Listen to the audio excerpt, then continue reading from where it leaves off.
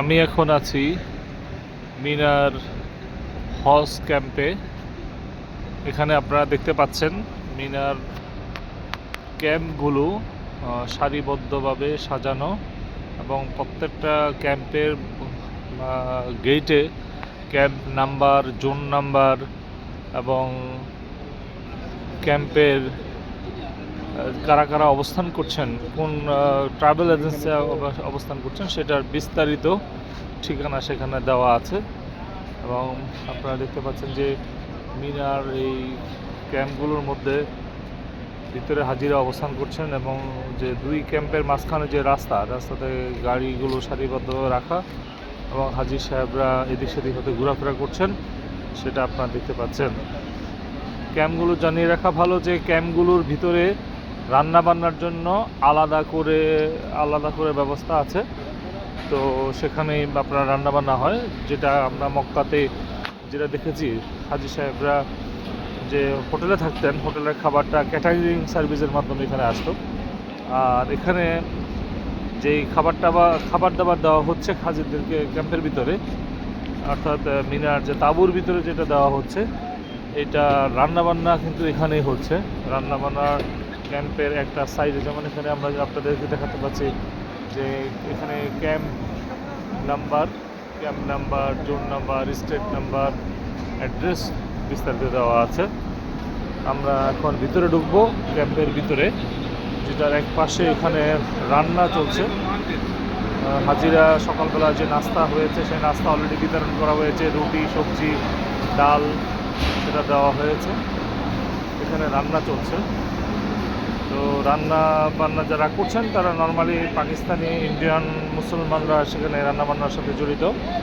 আর এখানে তাঁবুর বিভিন্ন অংশ দেখতে পাচ্ছেন। তাঁবুগুলো নর্মালি পুরুষ এবং মহিলাদের জন্য আলাদা আলাদা করে দেওয়া। তো এখানে তাঁবুর বাইরে পর্যাপ্ত পানি, ঠান্ডা পানি রাখা আছে ফ্রিজে। আপনারা পেপসি রাখা দেখতে পাচ্ছেন। এখানে পর্যাপ্ত ঠান্ডা পানি রাখা আছে। পাশেই আপনার গরম দুধ চা রাখা আছে। কেউ যদি ইচ্ছা করে ঠান্ডা পানি, দুধ চা বা মানে যত ইচ্ছা তত খেতে পারবেন। পাশেই খাবারের বিতরণের ব্যবস্থা, আপনার রুটি, ডাল এগুলো বিতরণ করা হয়েছে সকালবেলা নাস্তা হাজিদের মাধ্যমে। আমরা এখন একটি তাঁবু দেখতে পাচ্ছি, তাঁবুর ভিতরে খাবারের নাস্তা বিতরণ করা হচ্ছে। নাস্তা খাচ্ছেন হাজি সাহেবরা। আমরা আরেকটা তাঁবু অতিক্রম করছি। এটা অবশ্য মহিলা তাঁবু এবং পাশেই চায়ের ব্যবস্থা আছে। আর সামনে হচ্ছে টয়লেটগুলোতে দীর্ঘ লাইন। সেখানে একটু মিনাতে আসলে বাথরুমের জন্য এই কষ্টটুকু করতে হবে আপনাকে। বাথরুমের জন্য আপনাকে একটা লাইন ধরে সিরিয়াল মেনটেন করে ওয়াশরুম এখানে ব্যবহার করতে হবে। তো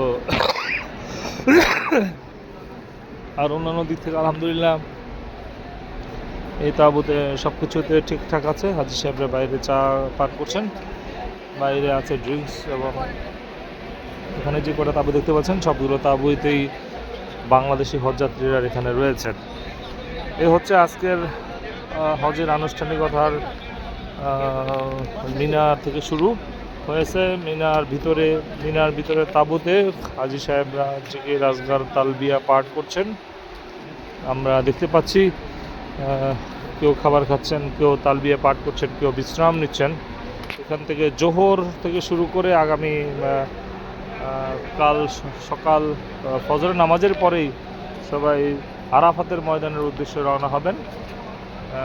কালকে হজের দিন রাসূল সাল্লাল্লাহু আলাইহি ওয়াসাল্লাম বলেছেন আরাফাতি হজ, অর্থাৎ আরাফাতের দিনই হচ্ছে হজের দিন। সেক্ষেত্রে আগামীকাল এখান থেকে মিনা থেকে সবাই ফজর নামাজ শেষ করেই আরাফাতের উদ্দেশ্যে রওনা করবেন। জি, সবাইকে ধন্যবাদ।